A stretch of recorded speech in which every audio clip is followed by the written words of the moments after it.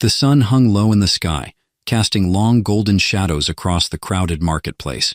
It was one of those lazy afternoons when people seemed to linger over everything, haggling over exotic fruits, browsing racks of eclectic trinkets, or simply basking in the warmth of the day. I was no different, ambling aimlessly, clutching a steaming cup of synth-brewed coffee that tasted like regret and desperation. I turned a corner, distracted by a vendor hawking what he claimed to be authentic Martian sand art, which, judging by the price, was probably just red beach sand from New Australia, when I felt it. A presence. Not the kind of presence where you glance up and catch someone looking at you, but the kind that grabs you by the spine and rattles you like a coin in a tin can. It was as if the world had slowed, the ambient chatter fading into a muffled hum. She stood there, motionless in the crowd, a figure who looked as though she belonged to another dimension entirely. Her skin shimmered in iridescent hues, like oil on water, and her eyes, her eyes, were molten gold, glowing faintly as if lit from within. She wore a suit that clung to her like a second skin, a patchwork of organic and metallic materials that pulsed faintly with a life of its own. And she was staring straight at me. I froze, coffee halfway to my mouth, suddenly acutely aware of how ordinary I must have looked in comparison, just some guy in a scuffed jacket and worn-out sneakers. Her gaze bore into me with an intensity that made my heart stumble. Then, to my utter disbelief, her glowing eyes brimmed with tears. She began to cry. Not the delicate Hollywood kind of crying either. This was raw, gut-wrenching sobbing. Her shoulders shook, her shimmering skin rippled, and the tears that fell weren't even water. They glowed faintly, each droplet evaporating into a puff of sparkling mist before hitting the ground. Naturally, I did what any sensible person would do in such a situation. I panicked. Are you okay?" I stammered, stepping closer, but not too close. "Did I step on your toe or insult your cosmic fashion sense by existing?" She didn't respond. Instead, she took a shuddering step toward me, her luminous tears cascading faster. "Hey, look," I said, holding up my hands. "I don't know what I did, but I'm sorry, all right? If you're looking for Earth's worst human, congratulations, you found him. I'll even sign an apology waiver if you need one." The crowd around us began to notice.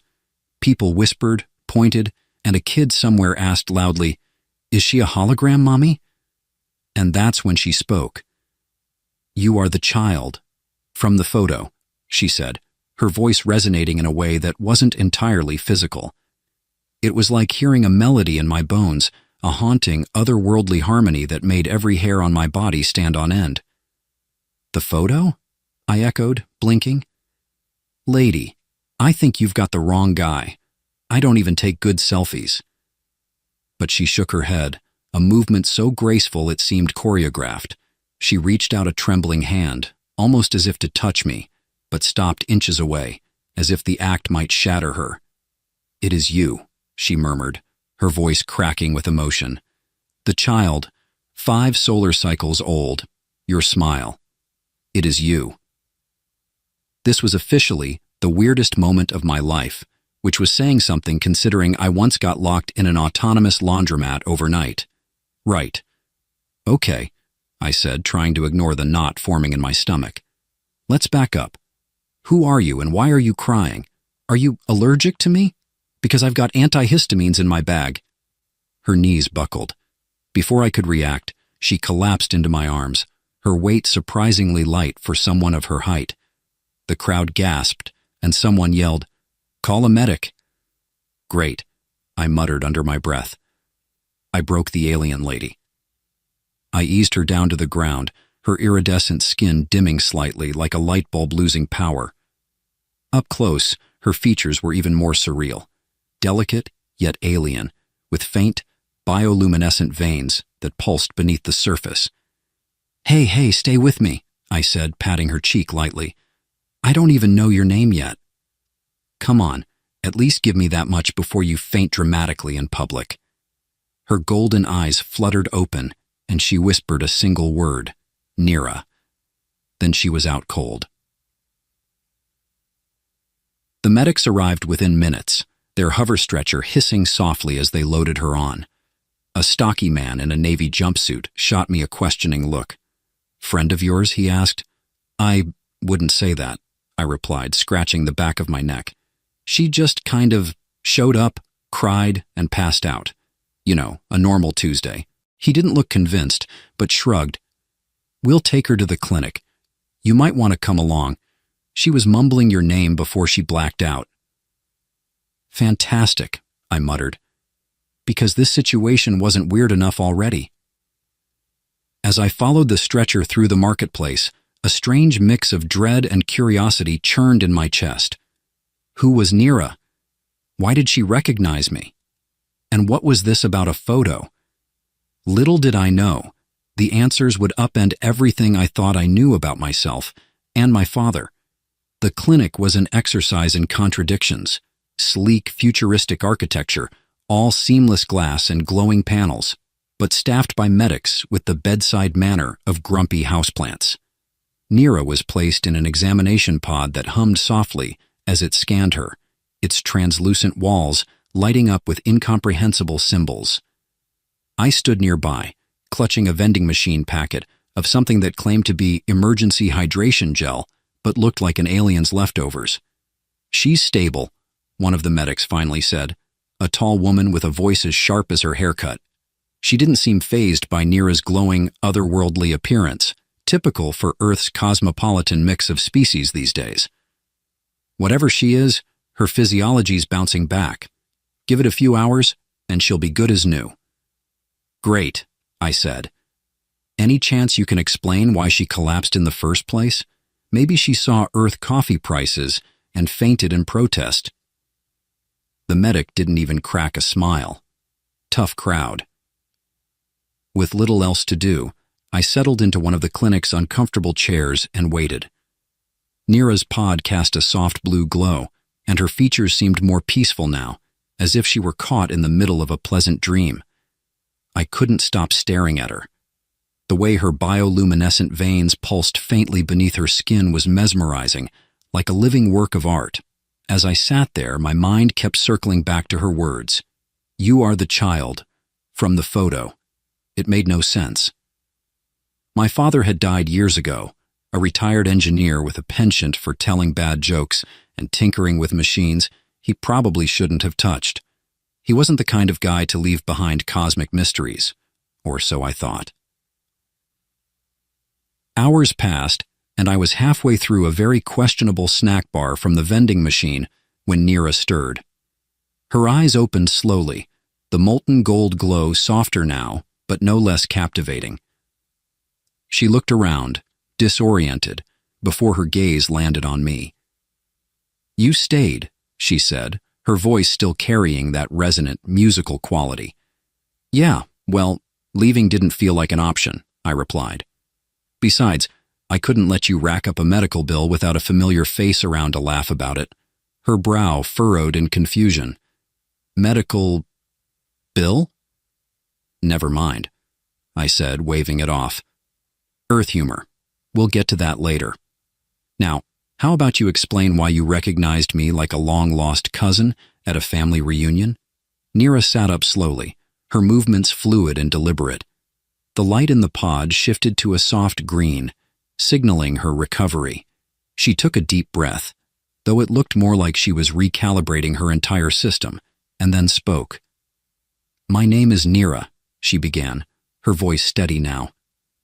"I am from the planet Zynar, in the Altiri system. Decades ago, your father came to my world." I blinked. "You're going to have to be more specific than that. My dad? Average height guy, bad jokes, always smelled faintly of motor oil? That guy?" "Yes," she said with a faint smile, as though the description amused her. "But to us, he was much more. He saved us." She began to recount her story, and the words painted images in my mind so vivid it felt like I was living them. Zynar, she explained, was a world of breathtaking beauty. Endless forests that glowed with bioluminescent light, cities built from crystalline structures that sang when the wind passed through them, and a sky that shifted colors in waves like an ocean. But beauty masked fragility. Decades ago, Zynar's energy core, the source of all life and technology on the planet, began to fail. The intricate balance that sustained their ecosystem collapsed, throwing the planet into chaos. Desperate for solutions, Zynarians reached out to neighboring systems, hoping for aid. That's when my father arrived. He came not as a savior, but as a curious soul, Nira said. He listened to our plight, studied our technology, and worked tirelessly to find a solution. He was not like the others. Others? I asked. Many offered aid only in exchange for power or resources, she explained. But your father gave freely, asking only for our trust. He spent years with us, repairing what he could, and teaching us how to sustain ourselves. His kindness was remarkable. The more she spoke, the more surreal it felt. My dad? The guy who once spent an entire afternoon trying to fix a toaster only to declare it a lost cause. Okay, let's say I believe you, I said cautiously. Where do I come into all this? Her expression softened, and she reached into a compartment on her suit, pulling out a small palm-sized device. It lit up, projecting a hologram into the air. A photo of me, 5 years old, grinning like an idiot in a superhero t-shirt, my hair sticking up at odd angles. This, she said, is the photo your father carried with him. He showed it to me, saying it reminded him of hope. I memorized it, never knowing if I would see you in person, until today. I stared at the hologram, my mind racing. It was undeniably me, captured in all my childhood awkwardness. But why would my father show this to an alien species on the verge of collapse? And why did it matter so much to Nira? Before I could voice my questions, she spoke again, her voice tinged with sadness. I came to Earth because Zynar is failing once more, she said. The solutions your father provided were temporary. Our energy core is dying, and with it our planet. I hoped you might possess his ingenuity. Me? I said, almost laughing. Lady, I can barely fix a broken lamp without making it worse. I'm not exactly hero material. Her gaze didn't waver. Perhaps not, she said, but you carry his spirit. And sometimes, that is enough. The weight of her words settled over me, and I felt a pang of something I couldn't quite name. Guilt? Responsibility? Whatever it was, it mixed uneasily with the absurdity of the situation. All right, I said, trying to lighten the mood. But if I'm going to save your planet, we're going to need a lot more than hope, and probably duct tape. Lots of duct tape. Nira tilted her head, clearly not understanding the joke, but her faint smile returned. In that moment, I realized my life was about to change in ways I couldn't begin to fathom, and I had a sneaking suspicion I was going to need a much bigger toolbox. I wasn't sure what was more unsettling, the fact that an alien woman thought I was the second coming of my father's engineering genius, or the fact that she might be right. Either way, I needed answers. After convincing Nira to rest and promising I wouldn't skip town while she napped in the clinic, I went home to dig through my father's belongings. His things had been sitting in the attic for years, packed away in the kind of neat labeled boxes that suggested he'd planned for someone like me to poke through them someday. The attic was a graveyard of memories, dusty photo albums, old tools, and countless knickknacks from my dad's travels. But it was the box labeled Zynar Project that sent a shiver down my spine. The name seemed too deliberate, too specific to be a coincidence. I hauled it down to the living room, sneezing as a plume of dust erupted from the lid. Inside I found journals, faded diagrams, and a few objects that didn't look like they came from Earth. A small metallic sphere that pulsed faintly when I touched it, a shard of translucent material that refracted light into a rainbow of colors, and what appeared to be a half-finished gadget made of mismatched parts. This, I muttered, holding up the gadget, explains why he was always late to family dinners. I flipped through the journals, their pages filled with sketches of alien landscapes, detailed schematics, and notes written in my dad's familiar scrawl. One entry caught my eye. Zynar's energy core is unlike anything I've seen, organic yet mechanical, alive in a way that defies logic. If I can stabilize it, their world might stand a chance. His words were equal parts awe and determination, and for a moment, I felt like I was seeing a side of him I'd never known, a man driven by curiosity and compassion. And then I found it, a yellowing envelope tucked into the back of one of the journals.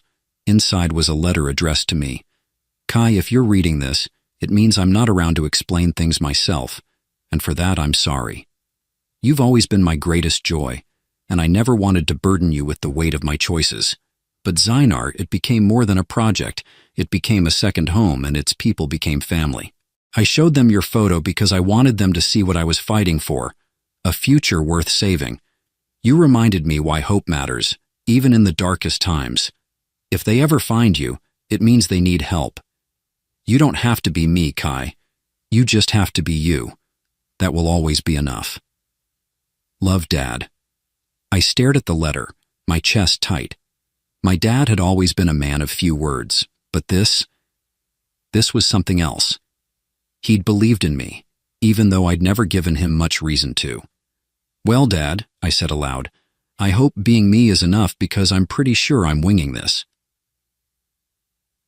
Determined to learn more, I dug deeper into the box and found a holodisc labeled Zynar Archive. My dad had left behind a portable holoprojector, so I slotted the disc in and powered it up. A three-dimensional image flickered to life, projecting a breathtaking scene of Zynar's bioluminescent forests and crystalline cities. The colors were so vivid they almost hurt to look at, and the sounds of alien wildlife filled the room. Whoa, I whispered, leaning closer. This beats every screensaver I've ever had. The projection shifted, showing Zynarians, tall, elegant beings with shimmering skin like Nira's, working alongside my dad. He looked younger, more vibrant, as he laughed with them and tinkered with some kind of glowing machinery. Then the tone shifted.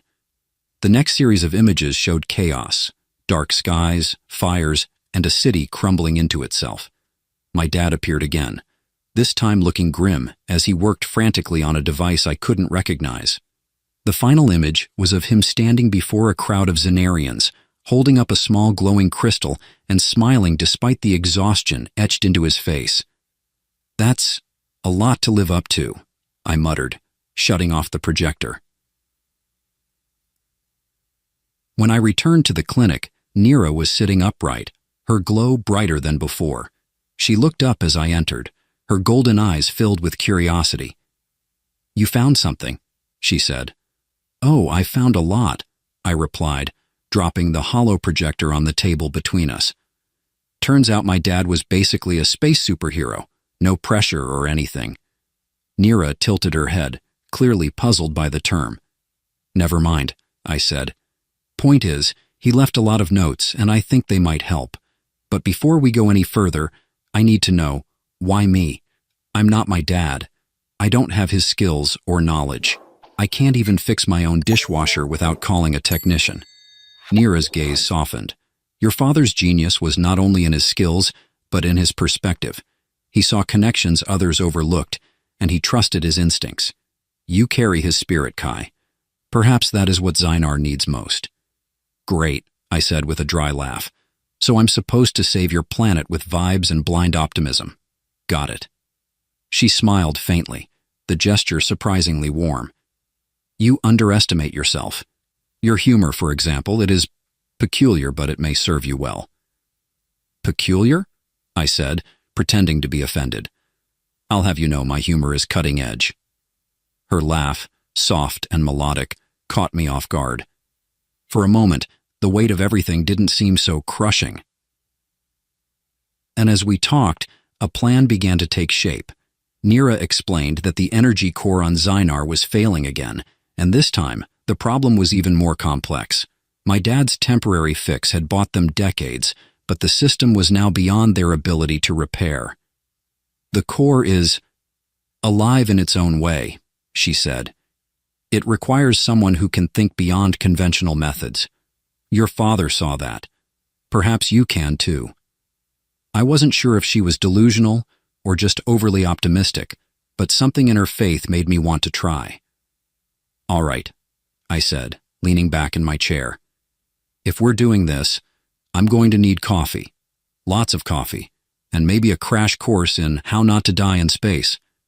Agreed, she said, her expression serious. Then, after a beat, she added, although I recommend avoiding Earth coffee. It is abysmal. I barked out a laugh, and for the first time, the enormity of the situation felt just a little more manageable. Little did I know, the real journey was only beginning. Leaving Earth isn't something you wake up and do on a whim, like deciding to clean out your garage or finally try that mystery meat in the fridge. It's an ordeal. And by ordeal, I mean it involves bureaucracy, questionable technology, and enough paperwork to make you consider going off-grid entirely. But when you throw in an alien with a glowing complexion, a failing energy core on a distant planet, and the legacy of a father who may or may not have been part Einstein and part MacGyver, the whole thing takes on a new level of absurdity. We started the morning in a local interstellar transport hub, a gleaming labyrinth of corridors, kiosks, and customs officers who clearly hated their jobs. Nira stood out like a bioluminescent beacon among the crowd, drawing stares and whispers wherever we went. "Do they always look this suspicious?" she asked, glancing nervously at a group of customs officials eyeing her with open curiosity. "Suspicious? Nah," I said, grinning. "That's just their default setting. They're trained to assume everyone's smuggling contraband or harboring secret alien parasites, which in your case might actually be true."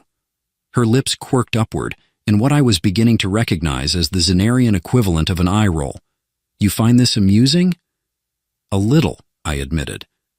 "I mean, come on. You're literally the most interesting thing in this building. Meanwhile, I'm just some guy in a hoodie trying to figure out how to use a vending machine that speaks 6 languages." After an eternity of forms, retina scans, and one very awkward moment where a customs officer demanded to inspect the glowing sphere from my dad's collection, we were finally cleared for departure. Nira had managed to secure a small starship, borrowed, she assured me, though her reluctance to elaborate suggested borrowed might be a stretch. The ship, Starwind, was compact and sleek, its silvery hull gleaming under the artificial lights of the docking bay. Inside, it was a mix of advanced tech and barely functional systems, like someone had tried to retrofit a sports car with parts from a junkyard. "This is our ride?" I asked, stepping aboard and immediately tripping over a loose cable. Nira nodded, her expression calm. "It may not look impressive, but it is reliable." "Reliable?" I said, eyeing a panel that sparked ominously. "Sure, and I'm the king of Saturn." "Do all humans complain this much?" "Only the smart ones," I shot back, though I couldn't suppress a grin. As we prepared for launch, Nira began running diagnostics on the ship's systems. I tried to help, but it quickly became clear that my role was less co-pilot and more guy who holds the flashlight while she does all the actual work. "Hand me the fusion calibrator," she said, not looking up from the open console. I stared at the pile of tools, none of which looked remotely like a calibrator or anything else I recognized. Is that the thing that looks like a space whisk? Or the thing that looks like a futuristic torture device?" She sighed and grabbed it herself. "You are uniquely unqualified for this." "Hey, I'm trying," I said, holding up my hands. "Besides, this is your ship. Shouldn't it, work without a complete overhaul?"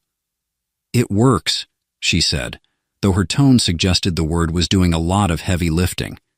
By the time we were ready to launch, I had a newfound appreciation for every spaceship captain in every movie I'd ever seen. Because if those movies were even half accurate, starships were temperamental, high-maintenance divas with a penchant for breaking down at the worst possible moments. Takeoff was surprisingly smooth, considering the state of the ship. As Earth shrank into the distance, replaced by the endless black expanse of space, I felt a strange mix of exhilaration and terror. "So," I said, leaning back in my seat, "how long until we get to Zynar?" "With optimal conditions, 3 days," Nira replied, her hands deftly adjusting the controls. 3 days in this flying tin can? Great. I'm sure we won't run out of air or food or sanity. She shot me a look. "You are very good at imagining worst-case scenarios."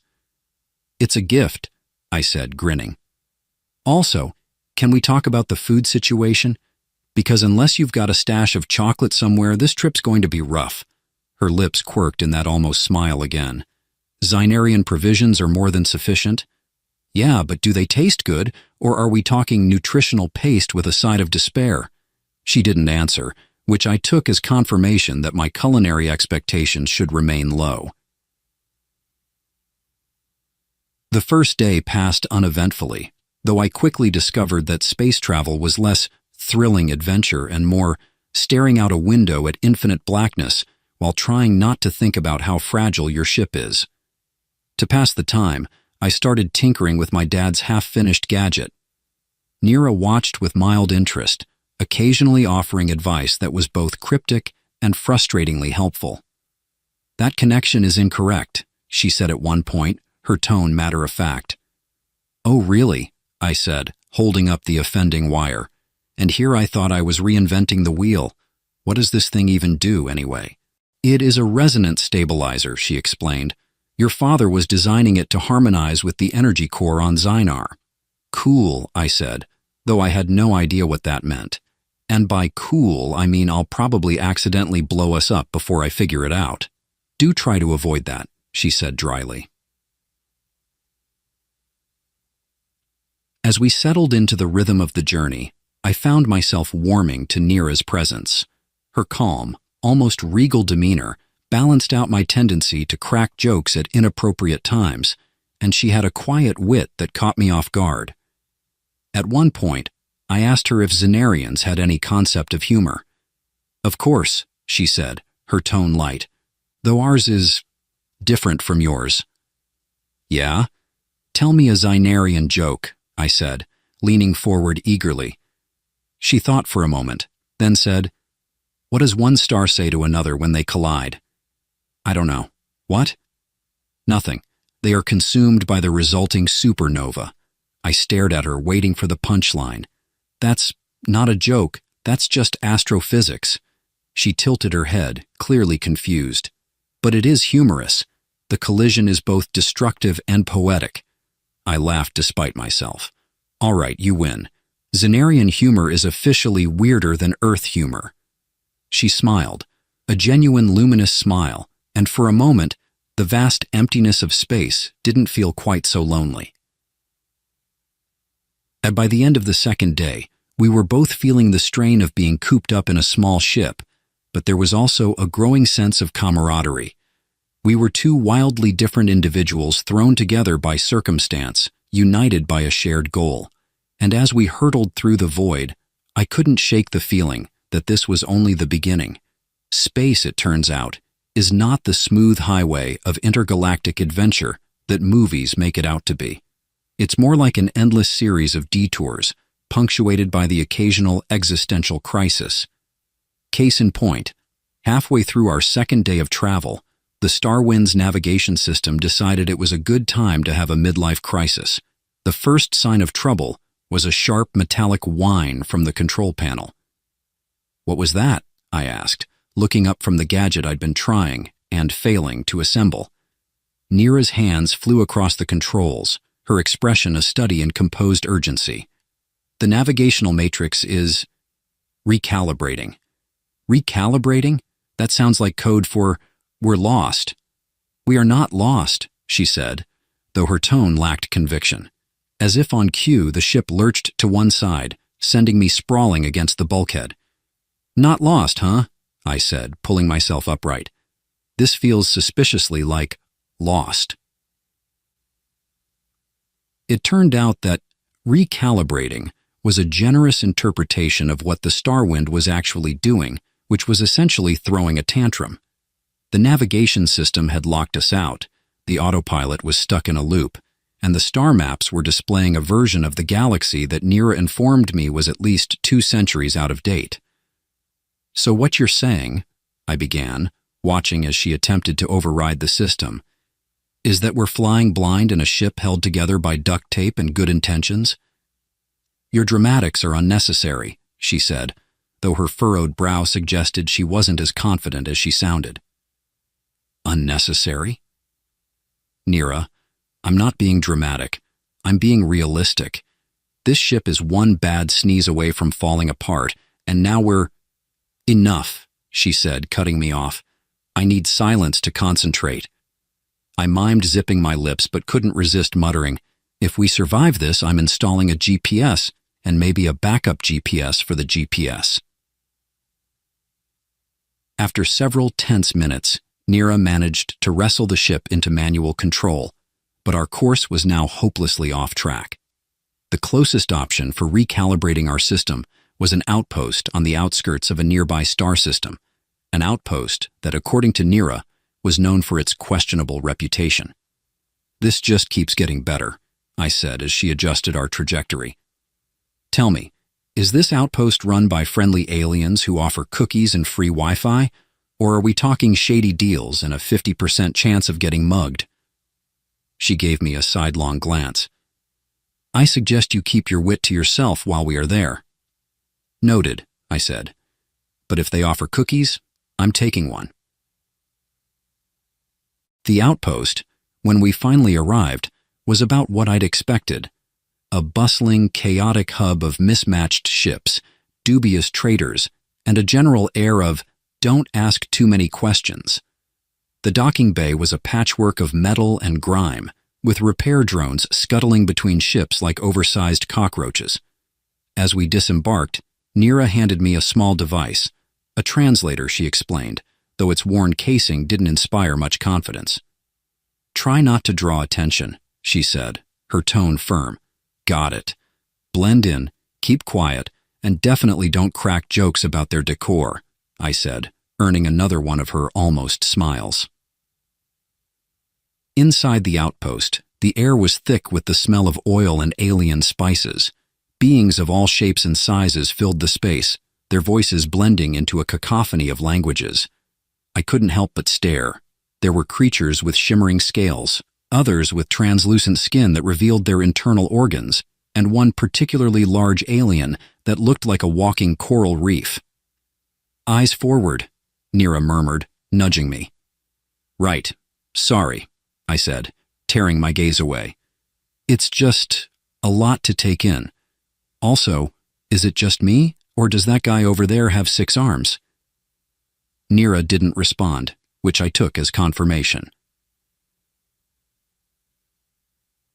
Our first stop was a dingy repair shop run by a grizzled alien with tusks and a perpetually annoyed expression.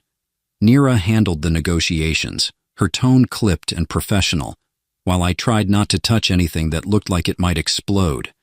The shopkeeper, whose name sounded like a sneeze, eventually agreed to recalibrate our navigation system for a price.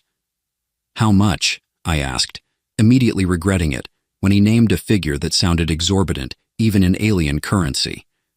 "Do not worry," Nira said, her voice low. "I will handle it." I watched as she handed over a small, glowing crystal, one of the items from my father's box. My chest tightened at the sight. "Was that important?" I asked once we were outside. "It was necessary," she said simply. I wanted to press her, but the look on her face stopped me. With the recalibration underway, we had a few hours to kill. Nira suggested we stay out of sight, but curiosity got the better of me. "You've been here before, haven't you?" I asked as we wandered the outpost's maze-like corridors. "Once," she admitted. "It is not a place I enjoy revisiting." "Yeah, I can see why," I said, stepping over a suspicious puddle. "But hey, at least it's colorful." She gave me a look that said, "I am rethinking every decision that led me to this moment."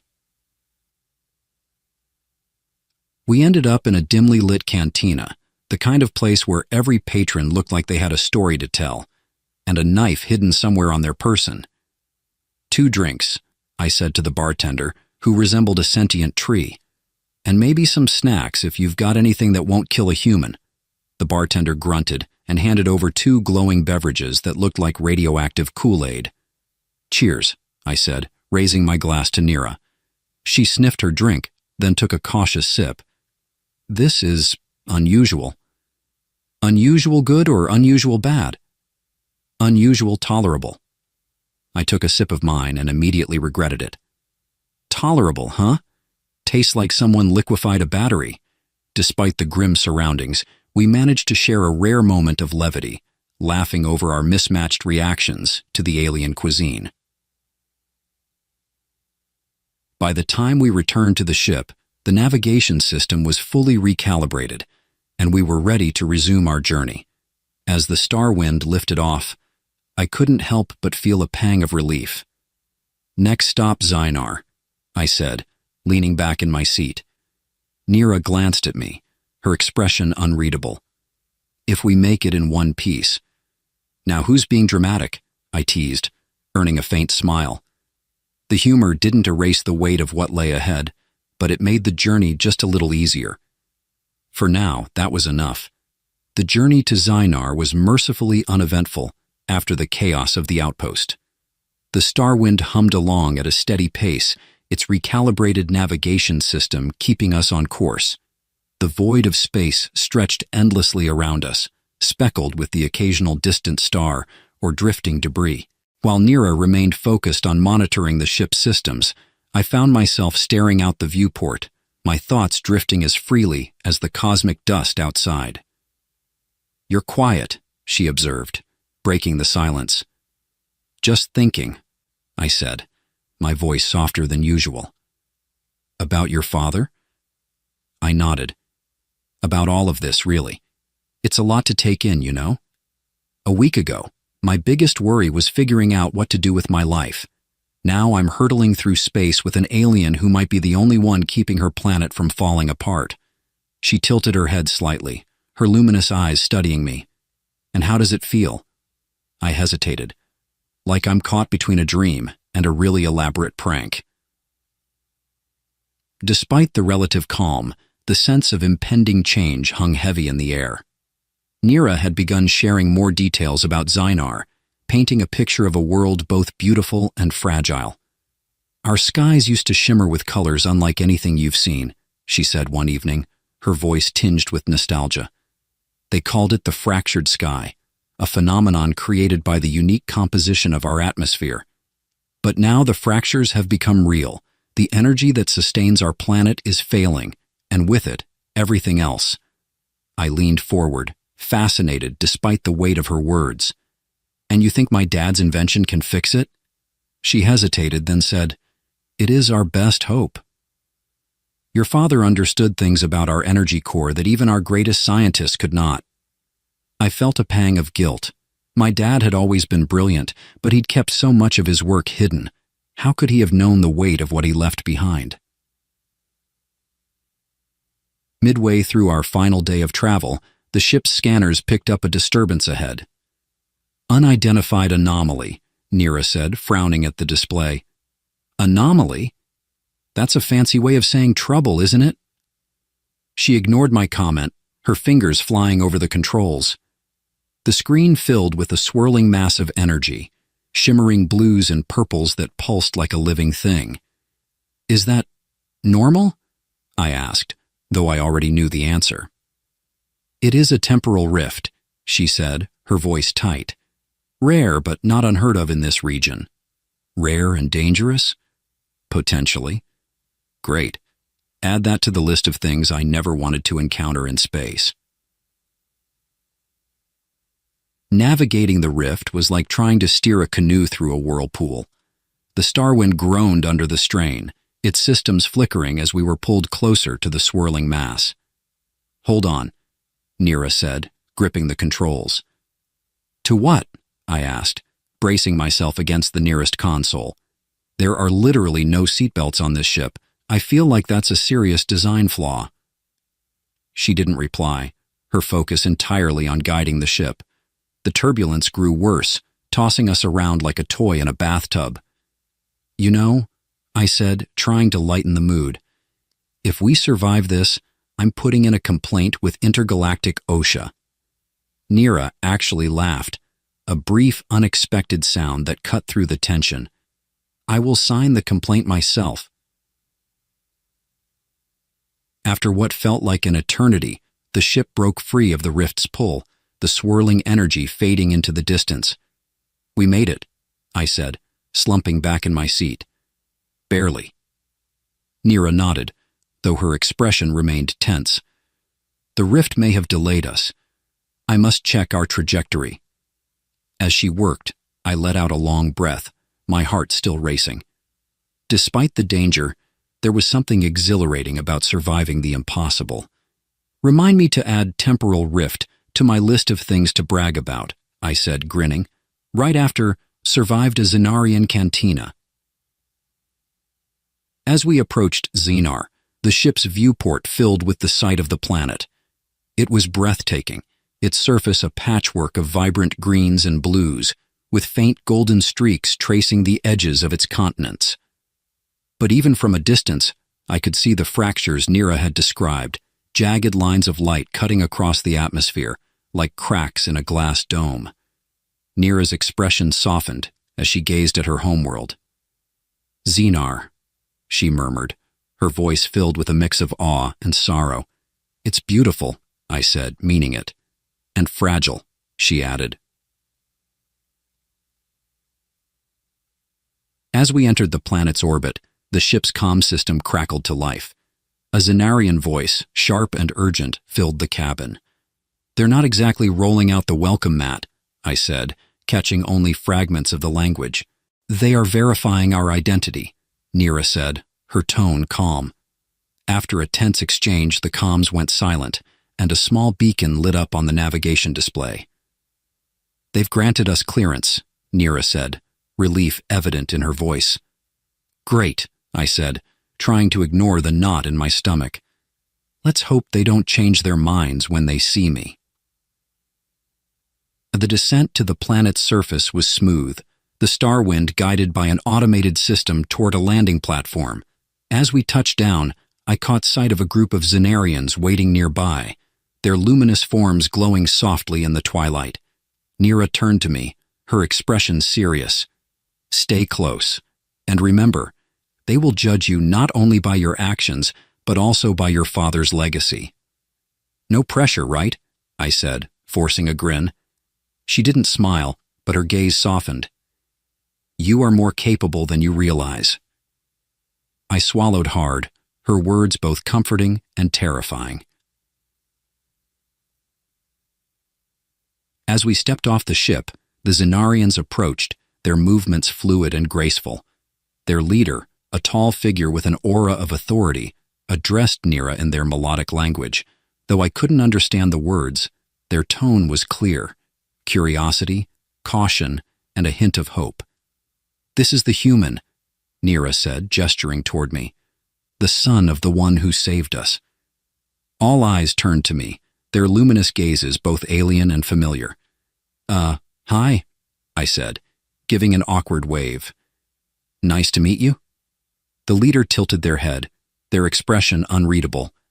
Then, to my surprise, they smiled, a small, tentative gesture that eased some of my nerves. As we were led into the heart of their city, I couldn't help but marvel at the beauty around me.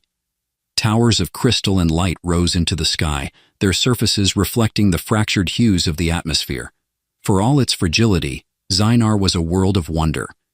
And as we walked, I felt a strange sense of purpose settling over me. My father had been here once, a lifetime ago. Now it was my turn to step into his legacy, and maybe, just maybe, make it my own. The heart of Xenar was a breathtaking blend of the organic and the technological. Towers of crystalline light pulsed with energy, their shapes shifting subtly as if alive. The streets beneath were lined with a mosaic of bioluminescent flora that seemed to breathe in harmony with the city. Despite its beauty, There was an undeniable fragility to it all, like a song just barely holding its tune. Nira led me through the central plaza, her posture confident yet tense. The air buzzed with faint currents of energy, and I felt like I was walking through the veins of a living creature. "What's the plan?" I whispered as we approached a large structure that resembled a flower frozen mid-bloom. "We present your father's work to the core council," she said, her tone steady. "They will assess its potential." "Sounds simple enough," I muttered. "So how many ways can this go wrong?" She didn't answer, which I chose to interpret as more than I'd like to admit. And the council chamber was a circular hall, its walls shimmering with cascading light. A group of Xynarians stood at the center, their forms more radiant than the others we'd encountered. They exuded an air of quiet authority, their movements synchronized as if they were parts of a greater whole. Nira stepped forward, bowing slightly. "Esteemed council, I bring the human descendant of the one who once saved our world." Their luminous gazes turned to me, and I felt an odd mix of awe and self-consciousness. I cleared my throat. Hi, I'm Alex. My dad, well, he was a lot smarter than me, but I'm here to help however I can." Smooth. Real smooth. To my relief, Nira took over, explaining the contents of the device we'd brought and how it could stabilize the planet's failing energy core. She spoke with a conviction that made me feel proud and a little guilty, knowing how much she was banking on something I barely understood. One of the council members stepped forward, their voice melodic yet firm. "The human legacy is not without merit, but action must follow intention." "Right," I said, nodding like I had any idea what that meant. They gestured for us to follow, leading us through a series of corridors that descended deep into the earth. The walls glowed faintly, their light pulsing in time with a distant hum that seemed to come from the planet itself. At the heart of Xynar lay the energy core, a vast, swirling nexus of light and color suspended in an enormous chamber. It was mesmerizing and terrifying all at once, its fractured state evident in the jagged, flickering currents that coursed through it. "This is it?" I asked, my voice barely above a whisper. Nira nodded. "The core is the lifeblood of Xynar. Without it, the planet cannot survive. And we're supposed to fix that with—" I held up the device, a small, unimpressive-looking cube. "This?" She gave me a look that was equal parts encouragement and exasperation. "Trust in your father's work." "No pressure or anything," I muttered. The process of integrating the device was less than straightforward. Nira and the Xynarian engineers worked in perfect synchrony, their movements precise and deliberate.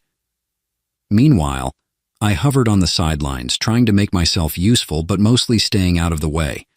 At one point, a particularly complicated maneuver prompted me to ask, "Do you need me to hold something? Or like, hand you a wrench? Do you even have wrenches?" "Silence would be most helpful," one of the engineers said without looking up. "Got it. Silent as a vacuum," I said, earning a faint smirk from Nira. As the device was finally connected, the core pulsed violently, its fractured light surging in all directions. For a moment, the chamber was bathed in blinding brilliance, and I thought, this is it. We broke it. We broke the planet. But then slowly, the light stabilized. The fractures began to knit themselves together, their jagged edges softening into smooth, seamless currents. The hum grew steadier, resonating with a deep, comforting rhythm. Nira let out a breath I hadn't realized she'd been holding. "It's working." The engineers exchanged glances of cautious relief. "See?" I said, grinning. "Piece of cake. Barely broke a sweat."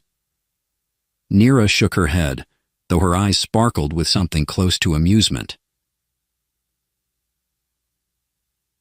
In the days that followed, Xynar began to heal. The skies, once fractured and dim, shimmered with renewed brilliance. The city's towers grew brighter, their light reflecting the planet's restored energy. The Zenarians welcomed me as an honorary guest, their gratitude overwhelming.